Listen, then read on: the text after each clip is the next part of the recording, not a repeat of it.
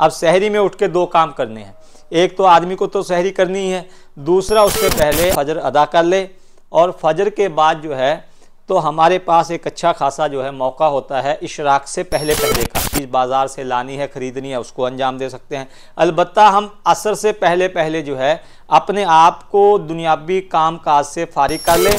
अल्लाह ताला देखते हैं कि देखो सामने सारी मरगूबात रखी हुई हैं, तमाम चीज़ें रखी हुई हैं, लेकिन ये बंदा सिर्फ मेरे हुक्म की वजह से मेरे हुक्म का इंतज़ार कर रहा है कि जब मेरा हुक्म होगा तब ये जाके जो है इनमें से तनावुल फरमाएगा। मेरे हुक्म से पहले जो है ये इन चीज़ों से खाना पसंद नहीं करता।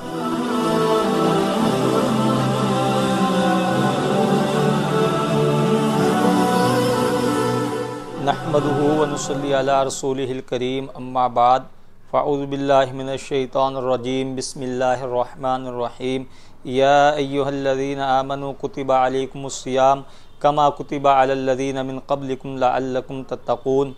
मोहतरम नाज़रीन, रमज़ानुल मुबारक का पाकीज़ा और मुक़द्दस महीना शुरू हो चुका है। चुनांचे ये महीना बड़ी ही बरकतों वाला, बड़ी ही रहमतों वाला है। जैसा कि अल्लाह के नबी सल्लल्लाहु अलैहि वसल्लम ने इरशाद फरमाया कि ये एक शाहरुन अज़ीमुन, एक बाबरकत महीना है। चुनांचे इसका पहला अशरा रहमत का है, दूसरा अशरा मग़फ़रत का है, और तीसरा अशरा जो है वो आग से खुलासी का है।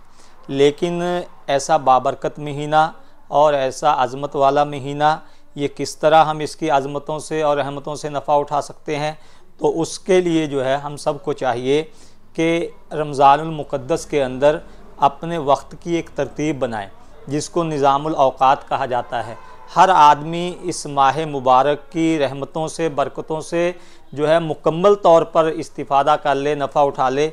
इसके लिए हर एक के लिए ज़रूरी है कि हम अपनी मशागिल के, दुनियावी काम और दुनियावी मशागिल के पेश नज़र जैसा भी मुनासिब हो एक निज़ामुल औक़ात बनाएं, वक्त की एक तरतीब बनाएं, जिसको हम रमज़ान कैलेंडर का नाम भी दे सकते हैं। यानी अगर बात की जाए इस माह मुबारक की बरकतों की और रहमतों की और इसकी इबादत की, तो इसकी इबादत के अंदर सबसे बड़ी इबादत जो है वो इसका इस माह मुबारक का रोज़ा है। चुनांचे ये रोज़ा इतनी बड़ी इबादत है इसके अंदर कि अल्लाह के नबी सल्लल्लाहु अलैहि वसल्लम ने फरमाया कि अगर कोई रमज़ानुल मुबारक के अंदर बग़ैर किसी उज़र के रोज़ा छोड़ दे तो फिर वो गैर रमज़ान में सारी उम्र भी अगर रोज़े रखता रहे तो रमज़ानुल मुबारक के रोज़े के सवाब के अंदर बराबर नहीं हो सकता। इसी तरह दूसरी इबादत जो इसके अंदर है वो क़यामुल लैल की है, तरावी की है। चुनांचे ये दो इबादतें तो ऐसी हैं कि हर एक को इनका एहतमाम करने का तहैया करना चाहिए और इसकी कोशिश करनी चाहिए। अलबत्ता इसके अलावा भी जैसे आप जानते होंगे कि रमज़ानुल मुबारक का जो महीना है इसके अंदर अल्लाह ताला नफल इबादात की जो मर्तबा है, उसका मकाम, उसकी फ़जीलत जो है उसके अंदर भी इजाफ़ा फरमा देते हैं। चुनांचे आता है हदीस पाक के अंदर कि जो आदमी रमज़ानुल मुबारक के अंदर नफल अदा करता है वो ऐसा है जैसे गैर रमज़ान में फ़र्ज़ अदा कर ले, और इसी तरह जो फ़र्ज़ अदा करता है वो उसका सवाब 70 गुना बढ़ा दिया जाता है। तो चुनांचे इसके लिए हम जो है एक नमूने के तौर पर आप हज़रात के सामने जो है एक खाका पेश करेंगे। हो सकता है इसके ज़रिए से जो है अल्लाह ताला कुछ लोगों को नफ़ा पहुंचा दे, लेकिन सबसे बड़ा नफ़ा तो हमारे लिए है। तो सबसे पहली बात तो यह है कि हम एक निज़ामुल औक़ात बनाएं। मिसाल के तौर पर हम जो है सहरी करते हैं, सुबह उठें तो हम जो है रोज़ा रखें और सहरी करें। सहरी के बाद जो है बसा औक़ात आम तौर पर जो है जो नमाज फ़जर जो है वो अव्वल वक्त में अदा कर ली जाती है, ख़ुसूसन रमज़ानुल मुबारक के महीने में। तो आदमी जो है रमज़ानुल मुबारक के अंदर फ़जर अदा कर ले, और फ़जर के बाद जो है तो हमारे पास एक अच्छा खासा जो है मौका होता है इशराक से पहले पहले का। तो इस माह मुबारक को जो है कुरान मुक़द्दस से भी खुसूसी ताल्लुक़ है, इसलिए कि फ़जर के बाद नफल नमाज तो आम तौर पर जो है बहुत से फ़ुक़हा के यहाँ मकरूह है, मना लिखा है, लेकिन हम जो है इस अपने वक्त को कीमती बना सकते हैं कि ज़िक्र व तिलावत के अंदर, और इसी तरह जो है कुरान मजीद की जो है तिलावत के अंदर हम अपने इस वक्त को इस्तेमाल कर सकते हैं। चुनांचे ये अच्छा खासा वक्त होता है। अभी सूरज के तुलू होने में जो है 1.5-2 घंटे बाकी होते हैं, तो इस वक्त हम अगर अपनी कोई जो है कुरान मुक़द्दस की एक तरतीब बना लें कि मुझे रोज़ाना 3 पारे, 2 पारे, 1 पारे, जैसे भी आपकी सहूलत हो, तो इस वक्त का ये जो आपका ये वक्त जो है फजर के बाद का, इसको तिलावत कुरान मजीद के लिए आप मुख्तस कर सकते हैं। अलबत्ता उसके बाद आम तौर पर हमें इशराक पढ़ने की या जो है आम दिनों में नफल पढ़ने की तौफीक नहीं होती, लेकिन चूँकि इसके अंदर जो है नफल नमाज का दर्जा भी बढ़ा दिया जाता है, तो आदमी जो है कोशिश करे कि इशराक की नमाज जो है इसके अंदर 2 रकात या 4 रकात जैसे भी मुनासिब हो पढ़ ले। इसके अंदर क्या होगा कि अल्लाह के नबी सल्लल्लाहु अलैहि वसल्लम की एक फ़जीलत और भी आपने इरशाद फरमाई कि मुझे सबसे अच्छा है कि मैं ऐसी जमात के साथ बैठूं, मुझे बैठना पसंद है, दुनिया की सारी चीज़ों से ज़्यादा मुझे ऐसी जमात के साथ बैठना पसंद है जो फजर के बाद से जो है अल्लाह की ज़िक्र में और तिलावत के अंदर मशगूल हो। कब तक? तुलुए आफ्ताब तक। तो हम इस फजीलत के अंदर भी आ जाएंगे। उसके बाद जो है आदमी अपना जो है इशराक की नमाज़ पढ़ ले, इसलिए कि इशराक की नमाज़ पर भी कामिल हज और उम्रे का सवाब लिखा गया है और रमज़ान के एतबार से और बढ़ा दिया जाता है। फिर उसके बाद जो है जैसे आदमी की तरतीब है, अगर काम इस एतबार का है कि आदमी को काम में अभी जल्दी जाए तो दोपहर तक हमारा काम निपट सकता है, तो आदमी अपने काम की तरतीब बना ले। अलबत्ता इतना याद रखे कि 11 महीने हमें दुनिया कमाने में है, ये महीना जो है ये हमारा नेकियों का सीज़न है, तो इसके अंदर हमें जो है अपनी दुनियावी मशागिल को कम कर देना चाहिए, हल्का कर देना चाहिए, ताकि जो है हमारी इबादत की तरतीब जो है वो मुतासिर ना होने पाए। अच्छा, एक और, या फिर इस वक्त आदमी जो है आराम भी कर सकता है थोड़ी देर के लिए, अगर जो है उसका काम इस एतबार का है कि अभी काम पर जाने में कुछ देर है, तो आदमी अपनी आराम की तरतीब बना सकता है। और ज़ोहर से पहले पहले आदमी अपनी नींद से बेदार हो सकता है। उसके बाद हम नमाज ज़ोहर अदा करें, और नमाज ज़ोहर के बाद का जो वक्त है उसको भी आदमी ज़िक्र तिलावत के अंदर जो है और दुआ इस्तिग़फ़ार के अंदर आदमी लगा सकता है। चुनांचे इसके अंदर भी ज़ोहर से लेकर असर तक का हमें अच्छा खासा वक्फा मिलता है। इसमें हम दावती सरगर्मी भी इंतज़ाम जो है अंजाम दे सकते हैं, यानी दूसरों को दावत देना, इसलिए कि जहां हम अपनी इबादत करते हैं वहां दूसरों को जो है रमज़ानुल मुबारक के महीने से या इस्लाम के ताल्लुक़ से दावत देना, ये भी इस वक्त अंजाम दिया जा सकता है। और इसी के अंदर जो है हम अपने किसी जो है रमज़ान की किसी तैयारी का जो अगर मौका है, कोई चीज़ बाज़ार से लानी है, ख़रीदनी है, उसको अंजाम दे सकते हैं। अलबत्ता हम असर से पहले पहले जो है अपने आप को दुनियावी काम काज से फारिग कर लें, और फिर जो है इत्मीनान और खुशू खुजू के साथ जो है हम अपनी असर की नमाज अदा करें। अब असर के बाद का जो वक्त है ये भी खुसूसियत के साथ ज़िक्र का और इबादत का जो वक्त है, चुनांचे इसके अंदर भी हम अपने इस वक्त को ज़िक्र के अंदर मशगूल करें। अल्लाह के नबी सल्लल्लाहु अलैहि वसल्लम ने फरमाया कि इसके अंदर 2 चीज़ों की कसरत करो। उसके अंदर फरमाया कि एक ला इलाहा इल्लल्लाह और एक इस्तिग़फ़ार की कसरत करो। चुनांचे तहलील कहते हैं ला इलाहा इल्लल्लाह पढ़ना, 1 तस्बीह, 2 तस्बीह, 3 तस्बीह जो है हम आराम से जो है आधे घंटे के अंदर हम कर सकते हैं। और इसी तरह इस्तिग़फ़ार भी का जो है इसके अंदर जो है इस्तिग़फ़ार की अस्तग़फ़िरुल्लाह रब्बी मिन कुल्ली ज़ंबिन व अतूबु इलैह, ये कर सकते हैं।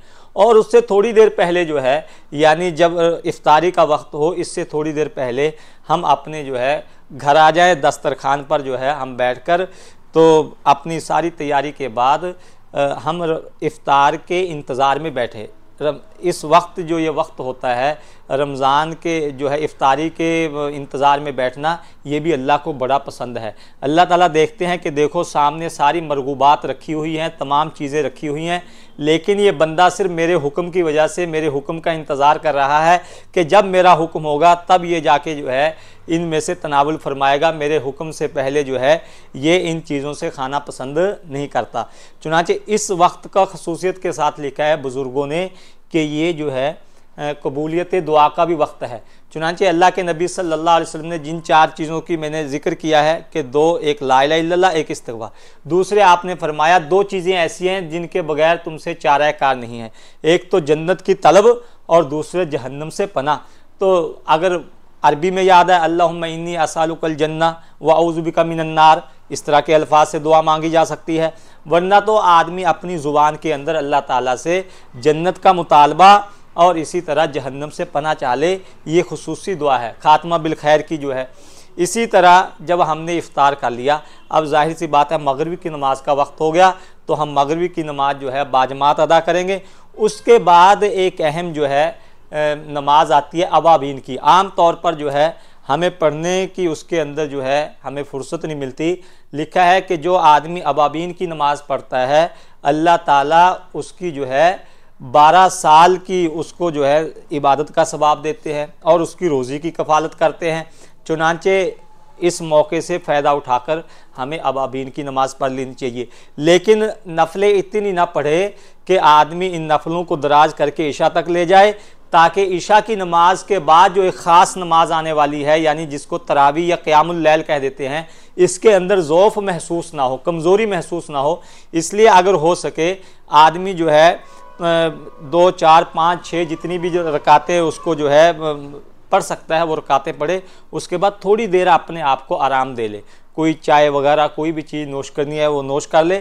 उसके बाद अपने आप को बशाशत के साथ तरावी के लिए तैयार कर ले, ताकि जो है तरावी की नमाज थोड़ी लंबी हो जाती है। 1 पारा 1.5 पारा 2 पारे मुख्तलिफ हुफ़ाज़ कराम पढ़ते हैं, फिर भी आदमी की आदत नहीं होती है तो थोड़ी दिक्कत महसूस होती है। लेकिन अपने आप को ऐसा तैयार कर ले कि ये जो नमाज है, अल्लाह के नबी सल्लल्लाहु अलैहि वसल्लम ने इसके ताल्लुक़ से फरमाया कि जो आदमी जिसने रात का क़याम किया रमज़ान के अंदर ईमान व एहतसाबा, आपने फरमाया कि जो ईमान और एहतसाब यानी इखलास के साथ जो खड़ा हुआ रमज़ान की रातों में, तो अल्लाह ताला उसके पिछले तमाम गुनाहों को माफ़ फरमा देते हैं। लिहाजा अब नमाज तरावी से फारिग हों तो फिर एक अच्छा खासा मौका होता है हमारे पास।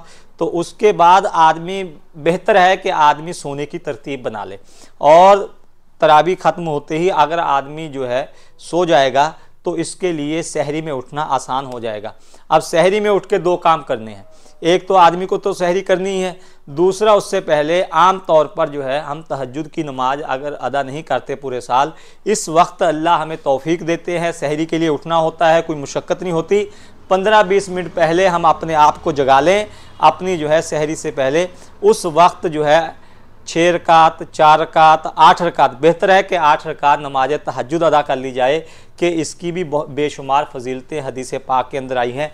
ये थोड़ी सी तरतीब ये थी, ज़रूरी नहीं कि हम इसी एतबार से करें, लेकिन इतना ज़रूर है कि हम अपने इस माह मुबारक को जब तक कोई निज़ामुल औक़ात नहीं बनाएंगे, कोई अपनी तरतीब नहीं बनाएंगे कि मुझे फ़लाँ वक्त में फ़लाँ काम करना है, जब तक हम रमज़ान की बरकतों से, इसकी रहमतों से खातिर खा नफ़ा नहीं उठा सकते। ये तो एक आम तरतीब थी जो हमने थोड़ा सा अपने एतबार से बनाई थी, लेकिन इसके अलावा भी हम चेंजिंग कर सकते हैं इसके अंदर। हाँ, अलबत्ता इतना ज़रूर हम कहेंगे कि हमें रमज़ानुल मुबारक के अंदर जो है अपने औकात की तरतीब बनानी चाहिए, और फिर उसके अंदर अपने ऊपर ये लाजिम करना चाहिए कि अगर मेरा कोई अमल वक्त से इधर उधर हो जाए तो जब तक मैं उसको पूरा ना कर लूँ, मैं अपनी जो है बिस्तर पर नहीं लेटूंगा और मैं जो है नींद की आगोश में नहीं जाऊंगा। अल्लाह ताला मुझे भी, आपको भी, हम सब को रमज़ानुल मुबारक की रहमतों से, इसकी बरकतों से जो है ज़्यादा से ज़्यादा नफ़ा उठाने की तौफ़ीक़ अता फ़रमाए। व आखिरु दावाना अल्हम्दुलिल्लाहि रब्बिल आलमीन।